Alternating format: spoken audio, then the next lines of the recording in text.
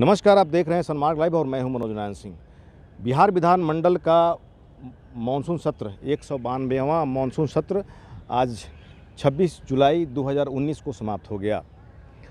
बिहार विधानमंडल का जो उच्च सदन है बिहार विधान परिषद, उसमें इस पूरे बजट सत्र में, मानसून सत्र में क्या क्या कार्रवाई हुई, कितने सवाल आए, कितने ध्यानाकर्षण सवाल आए, शून्यकाल के कितने सवाल आए, कितने सवाल को पटल पर रखा गया, एक्सेप्ट हुआ, कितने को नेगलेक्ट किया गया, इस सारी प्रक्रिया की जानकारी दे रहे हैं जो कार्यवाहक सभापति हैं हारून रशीद। आइए सुनते हैं उन्हीं की ज़ुबानी। हमारे यहाँ जो पुराने लोग कार्यरत हैं और पुराने सदस्य हैं, जो हमारे यहाँ जो ऑफिस में पदाधिकारी या कर्मचारी हैं और जो सदस्य हैं, उन लोगों का कहना है कि अब तक के इतिहास में इतना शांतिपूर्ण और इतना सुचारू रूप से सत्र, इतना लंबा सत्र 21 दिनों का कभी नहीं चला। इसमें मुख्य भूमिका सदन को चलाने में माननीय सदस्यों की है और उसके बाद विरोधी दल की है और फिर सरकार की है। सरकार की अर्थात सरकार का जवाब संतोषजनक हो सदस्यों को। विरोधी दल इस बार वेल में आने से परहेज किए, एक दिन कुछ क्षण के लिए आए, फिर मेरे आग्रह पर अपनी जगह पर बैठ गए।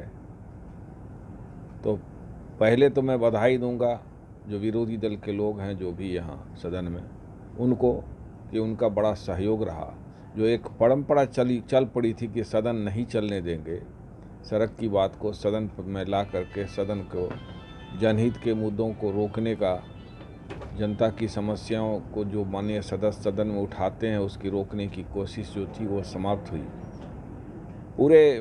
मेरी राय में तो पूरे देश के लिए बिहार विधान परिषद एक उदाहरण है कि विधान परिषद के माननीय सदस्यों ने सदन के संचालन में ऐसा सहयोग किया जो पहले कभी नहीं हुआ।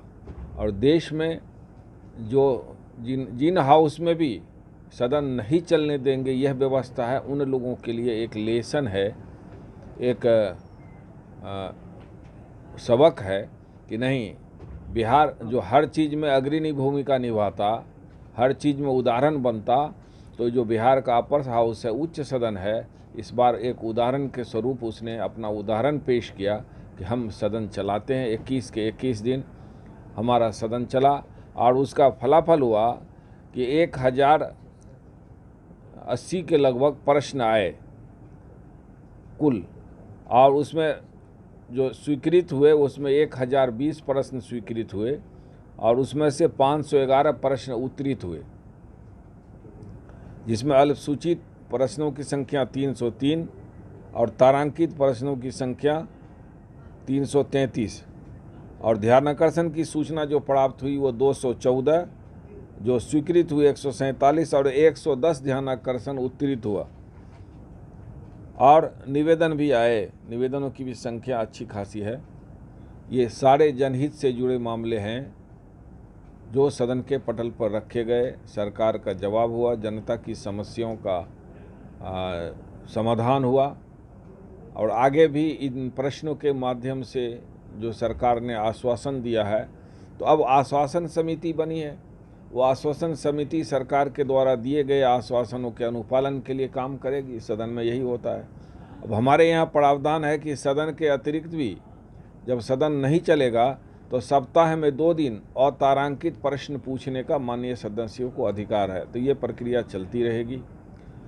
इसमें आप लोगों का भी, मीडिया के लोगों का भी सहयोग रहा। हम मीडिया के सभी तरह के, जब मीडिया, चाहे इलेक्ट्रॉनिक मीडिया हो, प्रिंट मीडिया हो, सबको हम बधाई देते हैं और उनके प्रति भी आभार व्यक्त करते हैं, शुक्रिया अदा करते हैं कि आप लोगों का भी सहयोग रहा। इसलिए कि प्रजातंत्र में कहीं न कहीं प्रेस की भी भूमिका अहम मानी जाती है और ये प्रजातंत्र का एक, इस राज्य का एक बड़ा मंदिर है जो सम्मान के लायक जगह है विधान परिषद। आप सभी सम्मान करते, सभी माननीय सदस्य सम्मान करते हैं। अभी तक आपने सनमार्ग लाइव चैनल को सब्सक्राइब नहीं किया है तो सब्सक्राइब कर लें, बेल आइकन जरूर दबा दें ताकि हर छोटी बड़ी खबरों से आपको रूबरू कराते रहें। सहयोगी अजय के साथ मनोज नारायण सिंह, सनमार्ग लाइव, पटना।